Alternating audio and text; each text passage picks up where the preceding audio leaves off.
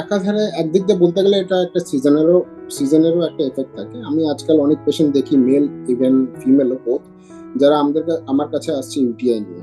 আমি যখন হিস্ট্রি নিই তারা বলে থাকেন কি ওনাদের ওয়াটার ইনটেকটা পরিমাণ মতন হচ্ছে না। সো এটা হচ্ছে one of the most common cause, কি ওয়াটার ইনটেক যদি আমাদের ইনঅ্যাডিকুয়েট থাকে তাহলে সেই ক্ষেত্রে ইউরিন কনসেন্ট্রেশন বেড়ে ইউটিআই হতে পারে। আর অন্য কি কারণ থাকতে পারে, যদি যেটা ফিমেলদের ক্ষেত্রে প্রযোজ্য বেশিরভাগ, সেটা হলো পরিষ্কার যদি আপনাদের মানে টয়লেট যেটা যদি পরিষ্কার না থাকে, সেখান থেকে অনেকটা সময় ইউরিনারি ট্র্যাক ইনফেকশন হতে পারে।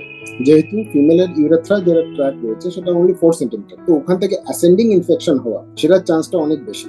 সেই জন্য পরিষ্কার টয়লেট ইউজ করাটা খুবই দরকার। আর জল পরিমাণ মতন খাওয়া। এছাড়া আরো অনেক কারণ থাকে, যেমন যারা ইমিউনো কম্প্রোমাইজ স্টেটে আছে, যেমন ডায়াবেটিস, ক্রনিক ইলনেস আছে, যাদের যাদের বারবার স্টোন হচ্ছে ইনঅ্যাডিকুয়েট ওয়াটার ইনটেকের জন্য, যাদের অলরেডি ব্লাডের স্টোন আছে বা ইউরেটারের স্টোন আছে, কিডনিতে স্টোন আছে, তাদের ক্ষেত্রেও বারবার ইউরিনারি ট্র্যাক ইনফেকশন হওয়ার চান্স থাকে।